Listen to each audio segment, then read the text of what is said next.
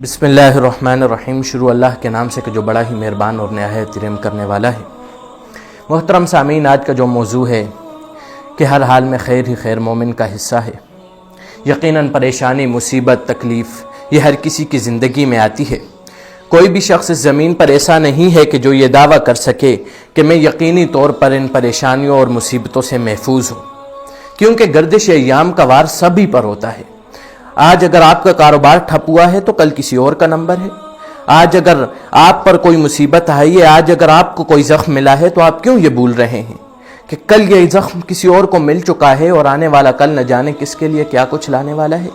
یہ پریشانیاں، یہ مصیبتیں، یہ الجھنیں سبھی کو پیش آتی ہیں، ایک امیر کو بھی اور ایک غریب کو بھی، بادشاہ وقت کو بھی اور ایک فقیر کو بھی، ایک صالح کو بھی اور ایک منکر کو بھی، ایک نیک پرست کو بھی اور ایک فاسق کو بھی۔ کیونکہ گردش ایام کی چکی میں آج اگر ایک پس رہا ہے تو کل کسی اور کی باری ہے۔ یہ زمانے کے نشیب و فراز ہیں جو کہ ہر کسی کی زندگی میں آتے ہیں۔ محترم سامعین، آپ معاشرے میں اکثر سنتے ہیں اور کہتے رہتے ہیں کہ فلاں شخص مصیبت میں گرفتار ہو گیا ہے، یا فلاں شخص پر کوئی آفت آ پڑی ہے، فلاں شخص بیوی بچوں کے مسائل سے تنگ اور پریشان ہے۔ تو ان تمام مسائل کا نام، ان تمام مناظر کا نام دنیاوی زندگی ہے۔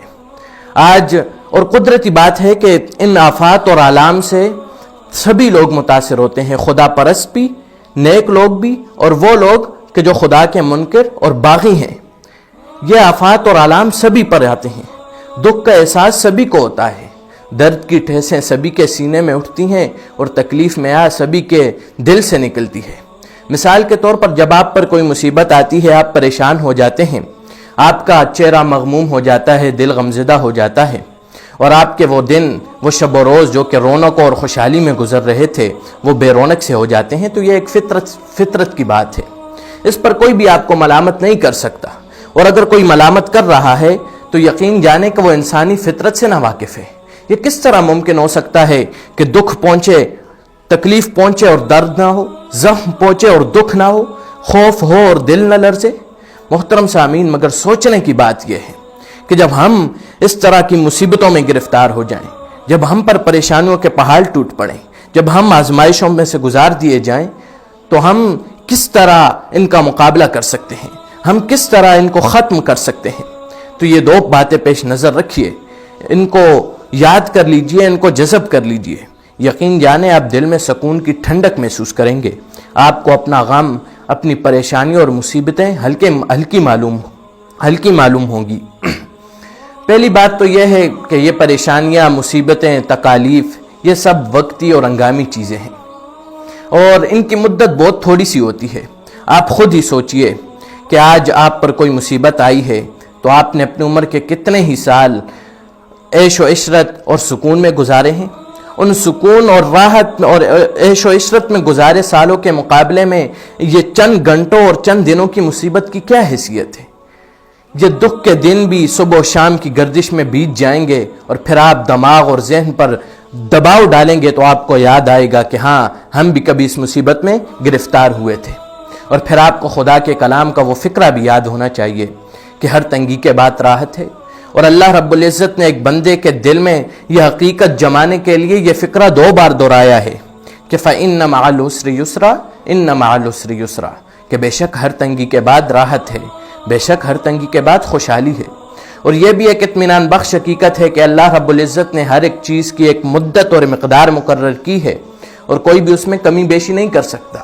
یہ مصیبت بھی اپنی مدت پوری کر کے دور ہو جائے گی، اور ضرور دور ہوگی۔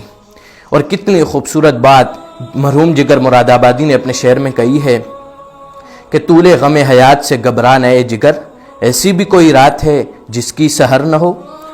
اور محترم سامعین، دوسری بات کہ جس کی وجہ سے آپ اپنے غم اور پریشانیوں کو ہلکا کر سکتے ہیں، اور یہ بات آپ کو بھی اچھی طرح معلوم ہے، مگر میں صرف یاد دہانی اور تذکرے کے طور پر آپ کے سامنے رکھ رہا ہوں کہ آپ کو اللہ رب العزت نے ایمان کی دولت سے نوازا ہے۔